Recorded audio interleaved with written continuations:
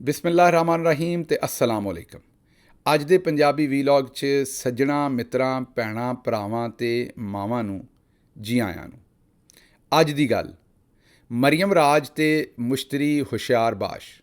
ਹਾਂਜੀ, ਅੱਜ ਤੁਹਾਨੂੰ ਦੱਸਣਾ ਇਹ ਹੈ ਕਿ ਬਾਜੀ ਮਰੀਮ ਦਾ ਰਾਜ ਸ਼ੁਰੂ ਹੋਣ ਵਾਲਾ ਹੈ ਤੇ ਹੁਣ ਤੁਸੀਂ ਆਪਣੀਆਂ ਸੀਟਾਂ ਨੂੰ ਕੱਸ ਕੇ ਫੜ ਲਓ ਤੇ ਸੀਟ ਬੈਲਟ ਬੰਨ੍ਹ ਲਓ, ਜਿਵੇਂ ਜਹਾਜ਼ ਉੱਡਣ ਤੋਂ ਪਹਿਲੇ ਬੰਨੀਦਾ।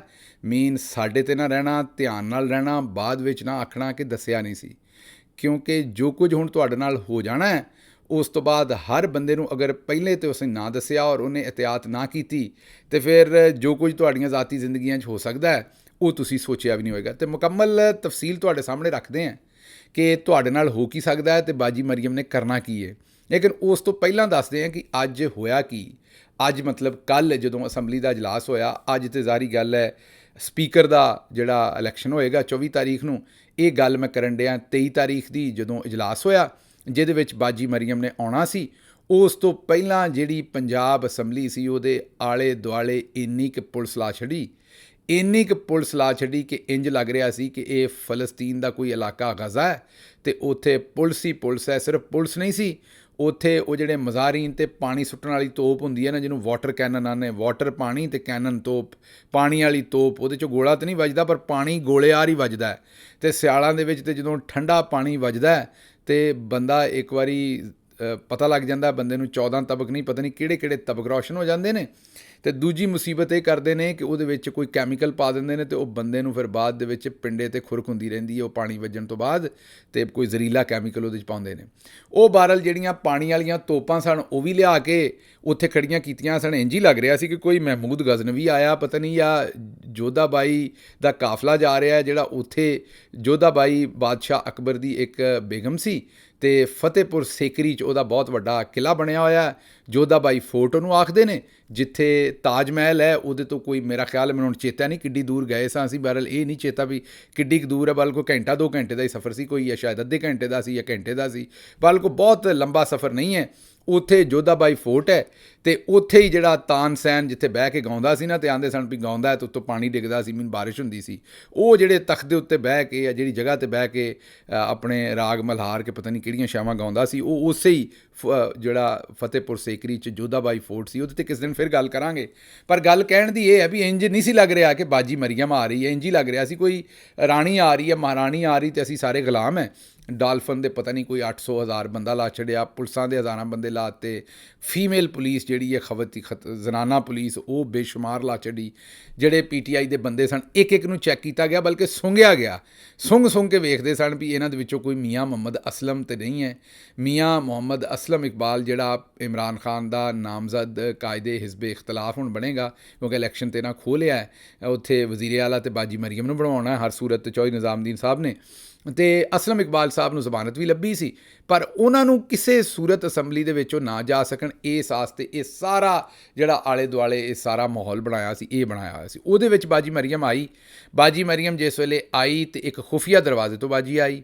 ਉਸ ਦਰਵਾਜ਼ੇ ਤੋਂ ਨਾ ਕਦੇ ਪਹਿਲਾਂ ਪਰਵੇਜ਼ ਅਲਾਈ ਸਾਹਿਬ ਆਏ ਨੇ, ਨਾ ਉਸਮਾਨ ਬੁਜ਼ਦਾਰ ਅਤੇ ਨਾ ਹਮਜ਼ਾ ਸ਼ਹਿਬਾਜ਼ ਅਤੇ ਨਾ ਸ਼ਹਿਬਾਜ਼ ਸ਼ਰੀਫ। ਖੁਫੀਆ ਦਰਵਾਜ਼ੇ ਦੇ ਵਿੱਚੋਂ ਦੀ ਬਾਜੀ ਮਰੀਮ ਆਈ। ਉੱਥੇ ਸਿਰਫ ਉਹਨਾਂ ਦੀ ਸਿਕਿਉਰਿਟੀ ਸੀ, ਹੋਰ ਕੋਈ ਨਹੀਂ ਸੀ। ਅਤੇ ਅੰਦਰ ਜਿਸ ਵੇਲੇ ਅਸੈਂਬਲੀ 'ਚ ਬਾਜੀ ਆਈ ਅਤੇ ਉਹ ਇੰਝ ਹੀ ਸੀ ਜਿਵੇਂ ਹਿੰਦੀ ਫਿਲਮ ਦਾ ਕੋਈ ਸੀਨ ਹੋਵੇ।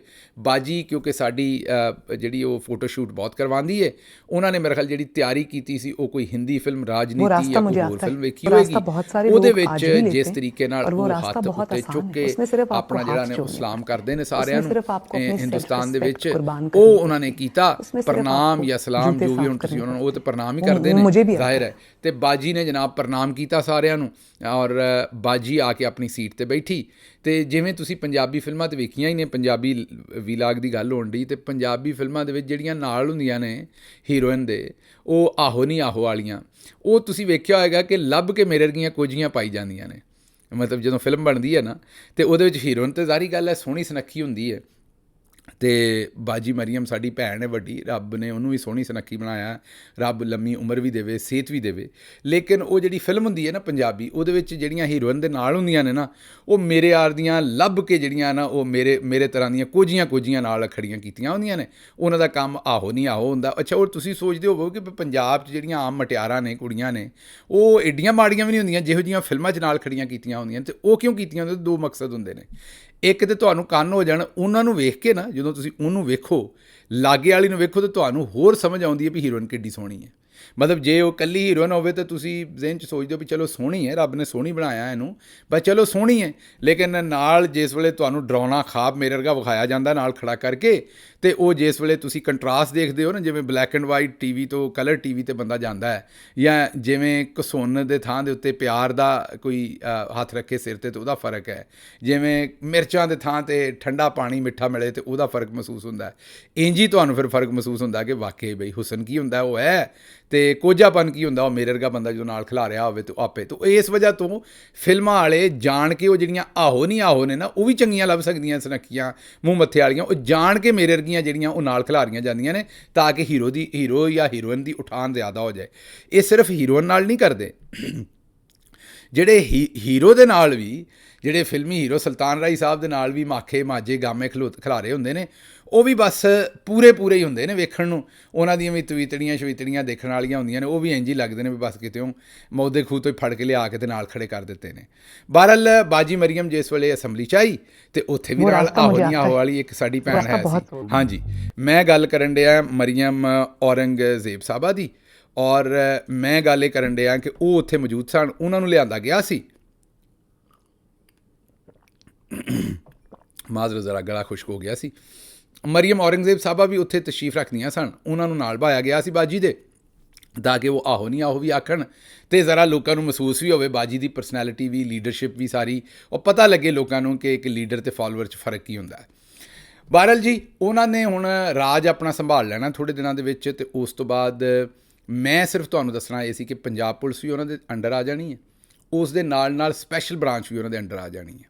ਪੰਜਾਬ ਪੁਲਿਸ ਦੀ ਇੱਕ ਸਪੈਸ਼ਲ ਬ੍ਰਾਂਚ ਹੁੰਦੀ ਹੈ ਜਿਹਦਾ ਕੰਮ CID ਵੀ ਆਉਂਦੇ ਨੇ ਉਹਨੂੰ, CID ਲਾਉਣਾ, ਤੁਹਾਡੇ ਬਾਰੇ ਸਾਰੀ ਖੁਫੀਆ ਇਨਫੋਰਮੇਸ਼ਨ ਇਕੱਠੀ ਕਰਨਾ। ਅਤੇ ਅੱਗੇ ਤਾਂ ਇਹ ਕੰਮ ਵੱਡੇ ਅਦਾਰੇ ਕਰਦੇ ਸਨ, ਅਤੇ ਹੁਣ ਬਾਜੀ ਦੇ ਹੱਥੇ ਆ ਜਾਣਾ ਕੰਮ, ਅਤੇ ਵੀਡੀਓ ਸੈਂਟਰ ਵਾਲਾ ਕੰਮ ਕਿਤੇ ਨਾ ਖੁੱਲ੍ਹ ਜਾਏ। ਅਤੇ ਹੁਣ ਤੁਸੀਂ ਸਾਰੇ ਆਪਣੇ ਰੌਸ਼ਨਦਾਨ ਖਿੜਕੀਆਂ, ਤੁਹਾਨੂੰ ਚੇਤੇ ਨਾ ਭਾ ਸਫਦਰ ਨੇ ਦੱਸਿਆ ਸੀ ਕਿ ਸਾਡੇ ਕੋਲ ਸਵਿਮਿੰਗ ਪੂਲ ਦੇ ਵਿੱਚ ਵੀ ਲੋਕਾਂ ਦੀਆਂ ਫਿਲਮਾਂ ਆਇਆ ਨੇ, ਅਤੇ ਬਾਥਰੂਮਾਂ ਦੇ ਵਿੱਚ ਵੀ ਲੋਕਾਂ ਦੀਆਂ ਫਿਲਮਾਂ ਹੈ ਨੇ। ਅਤੇ ਹੁਣ ਤਗੜੇ ਹੋ ਜਾਓ, ਆਪਣੇ ਆਪ ਨੂੰ ਕੁੰਝ ਲਓ, ਬੂਹੇ ਬਾਰੀਆਂ ਬੰਦ ਕਰ ਲਓ, ਜਿਹੜੇ ਰੋਸ਼ਨਦਾਨ ਨੇ ਉਹਨਾਂ 'ਤੇ ਗੱਤੇ ਛੱਤੇ ਲਾ ਲਓ, ਅਤੇ ਕਿਤੇ ਮੋਰੀ ਸ਼ੋਰੀ ਹੈਗੀ ਹੈ ਕਿਤੇ ਬਾਥਰੂਮ 'ਚ ਉਹਨੂੰ ਪੂਰ ਲਓ, ਅਤੇ ਆਪਣਾ ਹਰ ਪਾਸਾ ਜਿਹੜਾ ਨਾ, ਹਰ ਸੁਰਾਖ ਮੋਰੀ ਜਿਹੜੀ ਉਹਨੂੰ ਕੁੰਝ ਕੇ, ਅਤੇ ਆਪਣੇ ਆਪ ਨੂੰ ਕੁੰਝ ਕੇ ਬਵੋ, ਕਿਉਂਕਿ ਹੁਣ ਇਹ ਜਿਹੜਾ ਨਵਾਂ ਰਾਜ ਹੈ ਇਹਦੇ ਵਿੱਚ ਤੁਹਾਡੇ ਨਾਲ ਕੁਝ ਵੀ ਹੋ ਸਕਦਾ ਹੈ, ਅਤੇ ਆਉਣ ਵਾਲੇ ਵਕਤ ਦੇ ਵਿੱਚ ਕਿਸੇ ਤਰੀਕੇ ਦੇ ਨਾਲ ਵੀ ਮਾਮਲਾਤ ਜਿਹੜੇ ਨੇ ਉਹ ਖਰਾਬ ਹੋ ਸਕਦੇ ਨੇ। ਇਸ ਵਾਸਤੇ ਮੈਂ ਤੁਹਾਨੂੰ ਮਸ਼ਵਰਾ ਇਹ ਦਿਆਂਗਾ ਕਿ ਇੱਕ ਤਾਂ ਹੁਣ ਬੜੇ ਧਿਆਨ ਨਾਲ ਰਹਿਣਾ। ਮੈਂ ਜਿਸ ਤਰ੍ਹਾਂ ਤੁਹਾਨੂੰ ਦੱਸਿਆ ਕਿ ਇਹ ਜਦੋਂ ਬਾਜੀ ਨੇ ਆਉਣਾ, ਬਾਜੀ ਕੋਲੋਂ ਕੰਮ ਤੇ ਕੋਈ ਹੋਣਾ ਨਹੀਂ, ਬਾਜੀ ਤੇ ਸਾਰੇ ਉਹੀ ਕੰਮ ਕਰਨ ਡਈ ਜਿਹੜੇ ਪਹਿਲੇ ਇਮਰਾਨ ਖਾਨ ਕਰ ਗਿਆ, ਹੁਣ ਕੋਈ ਕੰਮ ਨਵਾਂ ਤੇ ਉਹਦੇ ਸੇਮ ਦੇ ਵਿੱਚ ਬਾਜੀ ਦੇ ਆਉਣਾ ਨਹੀਂ। ਅਤੇ ਇਹ ਹਕੂਮਤ ਜਿਹੜੀ ਹੈ ਇਹ ਤਾਂ ਤੁਹਾਨੂੰ ਪਤਾ ਫੋਟੋ ਸ਼ੂਟ ਦੇ ਨਾਲ ਨਹੀਂ ਚੱਲਦੀ ਨਾ, ਇੱਥੇ ਤੇ ਅਸਲ ਚੈਲੰਜ ਹੋਣੇ ਨੇ, ਅਤੇ ਜਦੋਂ ਉਹ ਪੂਰੇ ਨਹੀਂ ਹੋਣੇ ਤਾਂ ਉਦੋਂ ਲੋਕਾਂ ਨੇ ਤਨਕੀਦ ਵੀ ਕਰਨੀ, ਮਹਿੰਗਾਈ ਵੀ ਹੋਣੀ ਹੈ, ਲੋਕਾਂ ਸਵਾਲ ਵੀ ਪੁੱਛਣੇ ਨੇ, ਅਤੇ ਫਿਰ ਇਹ ਵੀਡੀਓ ਜਾਰੀ ਹੋਣਗੇ, ਅਤੇ ਚਲੋ ਲੋਕੀ ਆਰੇ ਲੱਗੇ ਰਹਿਣਗੇ, ਅਤੇ ਨਾਲ ਇਹ ਜਿਹੜੀਆਂ ਆਹੋ ਨਹੀਂ ਆਹੋ ਇਹਨਾਂ ਨੇ ਆ ਕੇ ਆਪਣੀ ਕਾਰਵਾਈ ਪਾਉਣੀ ਹੈ। ਅਤੇ ਇਸ ਵਾਸਤੇ ਕਿਤੇ ਇਹ ਨਾ ਹੋਏ ਕਿ ਤੁਸੀਂ ਕਾਬੂ ਆ ਜਾਓ ਔਰ ਤੁਹਾਡਾ ਹਸ਼ਰ ਫਿਰ ਬਾਅਦ ਦੇ ਵਿੱਚ ਬੁਰਾ ਹੋ ਜਾਏ। ਇਸ ਲਈ ਮੈਂ ਤੁਹਾਨੂੰ ਇਹ ਮਸ਼ਵਰਾ ਵੀ ਦੇਣਾ ਸੀ, ਚੇਤਾਵਨੀ ਵੀ ਦੇਣੀ ਸੀ ਕਿ ਤੁਸੀਂ ਜਿਹੜਾ ਜਨਾਬੇ ਵਾਲੀ ਇਕੱਠੇ ਹੋ ਕੇ ਬੜੇ ਆਰਾਮ ਦੇ ਨਾਲ ਹੁਣ ਆਪਣੇ ਆਪ ਨੂੰ ਅਗਲੇ ਚੰਦ ਮਹੀਨੇ, ਲੰਮਾ ਇਹ ਕੰਮ ਨਹੀਂ ਹੋਣਾ, ਕਿਉਂਕਿ ਅਸੈਂਬਲੀ 'ਚ ਜੋ ਅਸੀਂ ਹਾਲਾਤ ਵੇਖੇ ਨੇ, ਜਿਹੜਾ ਕੰਮ ਇਹਨਾਂ ਆਪ ਸ਼ੁਰੂ ਕੀਤਾ, ਪਹਿਲੇ ਦਿਨ ਆ ਕੇ ਆਪੇ ਹੀ ਨਾਅਰੇ ਮਰਵਾਏ ਨੇ। ਹਾਲਾਂਕਿ ਜਿਹਦੀ ਹਕੂਮਤ ਬਣ ਰਹੀ ਹੁੰਦੀ ਹੈ ਨਾ, ਉਹ ਪਹਿਲੇ ਦਿਨ ਆ ਕੇ ਉਹਦੀ ਕੋਸ਼ਿਸ਼ ਹੁੰਦੀ ਹੈ ਕਿ ਮਾਹੌਲ ਜਿਹੜਾ ਪਾਰਲੀਮਾਨ ਦਾ ਉਹ ਉੱਥੇ ਸ਼ਾਇਸਤਗੀ ਰਵੇ, ਮਾਮਲਾਤ ਸੈੱਟ ਰਹਿਣ, ਉਹ ਉੱਥੇ ਲੜਾਈ ਝਗੜਾ ਨਹੀਂ ਕਰਵਾਉਣਾ ਚਾਹੁੰਦਾ। ਇਹ ਨਵਾਜ਼ ਸ਼ਰੀਫ ਸਾਹਿਬ ਦੀਆਂ ਤਸਵੀਰਾਂ ਲੈ ਕੇ ਆਏ ਨੇ, ਔਰ ਉਹੀ ਨਵਾਜ਼ ਸ਼ਰੀਫ ਸਾਹਿਬ ਜਿਹੜੇ ਸਾਰੀਆਂ ਸੀਟਾਂ ਤੋਂ ਹਾਰ ਗਏ ਨੇ, ਅਤੇ ਉਹੀ ਬਾਜੀ ਮਰੀਅਮ ਜਿਹੜੀ ਆਪ ਵੀ ਸਾਰੀਆਂ ਸੀਟਾਂ ਤੋਂ ਹਾਰ ਗਈ ਹੈ। ਅਤੇ ਪੂਰਾ ਇੱਥੇ ਪੰਜਾਬ ਅਸੈਂਬਲੀ 'ਚ ਹਕੂਮਤ ਬਣਾਉਣ ਵਾਸਤੇ ਨਾ ਤਕਰੀਬਨ 186-87 ਬੰਦਾ ਚਾਹੀਦਾ ਹੁੰਦਾ ਜਿੱਤਿਆ ਹੋਇਆ, ਅਤੇ ਨੂਨ ਲੀਗ ਕੋਲ ਕੋਈ 40-42 ਬੰਦੇ ਨੇ ਉੱਤੇ ਮਖਸੂਸ ਸੀਟਾਂ ਕੋ 8-10 ਪਾ ਲੋਗੇ, ਅਤੇ 50 ਤੋਂ ਉੱਤੇ ਇਹਨਾਂ ਦੇ ਕੋਲ ਬੰਦੇ ਮੇਰਾ ਖਿਆਲ ਨਹੀਂ ਹੋਣੇ। ਅਤੇ ਇਹ ਜਿਹੜੇ ਨੇ ਨਾ, ਇਸ ਸੂਰਤ ਹਾਲ ਦੇ ਵਿੱਚ ਇੱਕ ਪਾਰਟੀ ਜਿਹੜੀ ਹੈ ਉਹ ਆ ਕੇ ਤੇ ਉੱਥੇ ਬਹਿ ਗਈ ਹੈ। ਹਾਰੀ ਹੋਈ ਕੈਂਡੀਡੇਟ ਜਿਹੜੀ ਹਾਰ ਗਈ ਹੋਈ ਹੈ ਲਾਹੌਰ ਤੋਂ ਵੀ ਆਪਣੀ ਸੀਟ, ਪੰਜਾਬ ਅਸੈਂਬਲੀ ਦੀ ਵੀ ਤੇ ਕੌਮੀ ਅਸੈਂਬਲੀ ਦੀ ਵੀ ਹਾਰ ਗਈ ਹੋਈ ਹੈ ਬਾਜੀ, ਉਹਨੂੰ ਲਿਆ ਕੇ ਬਾ ਦਿੱਤਾ ਉੱਥੇ ਹਕੂਮਤ ਬਣਾਉਣ ਲਈ। 2 ਮਰੀਮ ਅੱਜ ਤੁਸੀਂ ਬੈਠੀਆਂ ਵੇਖੀਆਂ ਸਨ, ਇੱਕ ਨਾਲ ਸਾਡੀ ਭੈਣ ਆਹੋ ਨਹੀਂ ਆਹੋ ਵਾਲੀ ਤੇ ਇੱਕ ਮਰੀਮ ਨਵਾਜ਼ ਸਾਹਿਬਾ। ਮਰੀਮ ਜਿਹੜੀ ਔਰੰਗਜ਼ੇਬ ਸਾਹਿਬਾ ਨੇ ਉਹ ਮਖਸੂਸ ਨਸ਼ਿਸਤ 'ਤੇ ਆਈਆਂ ਨੇ, ਮਤਲਬ ਕਿ ਇਲੈਕਸ਼ਨ ਲੜ ਕੇ ਨਹੀਂ ਆਈਆਂ, ਖਵਾਤੀਨ ਦੀ ਮਖਸੂਸ ਨਸ਼ਿਸਤ 'ਤੇ ਆਈਆਂ ਨੇ। ਤੇ ਬਾਜੀ ਮਰੀਮ ਨਵਾਜ਼ ਇਲੈਕਸ਼ਨ ਲੜ ਕੇ ਆਈ ਹੈ ਪਰ ਜਿੱਤ ਕੇ ਨਹੀਂ ਆਈ, ਮਖਸੂਸ ਅਰੇਂਜਮੈਂਟ ਦੇ ਨਾਲ ਆਈ ਹੈ। ਤੇ ਇੱਕ ਬਾਜੀ ਮਰੀਮ ਜਿਹੜੀ ਮਖਸੂਸ ਅਰੇਂਜਮੈਂਟ 'ਤੇ ਆਈ ਹੈ ਤੇ ਇੱਕ ਮਖਸੂਸ ਨਸ਼ਿਸਤ 'ਤੇ ਆਈ ਹੈ। ਇਹ 2 ਮਰੀਮ ਆਈਆਂ ਨੇ। ਬਹਰਹਾਲ ਅੱਗੋਂ ਮੈਂ ਸਿਰਫ ਤੁਹਾਨੂੰ ਇਹੀ ਦੱਸ ਸਕਦਾ ਕਿ ਜੋ ਇਹਨਾਂ ਪਹਿਲੇ ਦਿਨ ਦੇ ਆਪਣੇ ਤੌਰ ਅਤਵਾਰ ਰੱਖੇ ਨੇ, ਉਸ ਤੋਂ ਮੈਨੂੰ ਇਹ ਹਕੂਮਤ ਕੋ ਬੜੀ ਲੰਮੀ ਚੱਲਦੀ ਨਜ਼ਰ ਨਹੀਂ ਆਉਂਦੀ। ਚੰਦ ਮਹੀਨੇ ਦਾ ਕੰਮ ਹੈ, ਲੇਕਿਨ ਉਹਨਾਂ ਚੰਦ ਮਹੀਨੇ 'ਚ ਤੁਸੀਂ ਧਿਆਨ ਨਾਲ ਰਹਿਣਾ, ਬਾਅਦ 'ਚ ਨਾ ਆਖਣਾ ਕਿ ਸਾਨੂੰ ਦੱਸਿਆ ਨਹੀਂ। ਕੁੰਝ ਕੇ ਹਰ ਸ਼ੈ ਰੱਖੋ, ਕਿਸੇ ਵੇਲੇ ਵੀ ਤੁਹਾਡੇ ਨਾਲ ਕੁਝ ਵੀ ਹੋ ਸਕਦਾ। ਮੈਨੂੰ ਹੁਣ ਇਜਾਜ਼ਤ ਦਿਓ, ਲੇਕਿਨ ਉਸ ਤੋਂ ਪਹਿਲਾਂ ਚੇਤੇ ਕਰਾਵਾਂ ਕਿ ਅਗਰ ਅਜੇ ਤੱਕ ਇਸ ਚੈਨਲ ਨੂੰ ਸਬਸਕ੍ਰਾਈਬ ਨਹੀਂ ਕੀਤਾ ਕਰੋ ਤੇ ਇਸ ਵੀਡੀਓ ਨੂੰ ਵੀ ਸ਼ੇਅਰ ਕਰੋ। ਰੱਬ ਰਾਖਾ।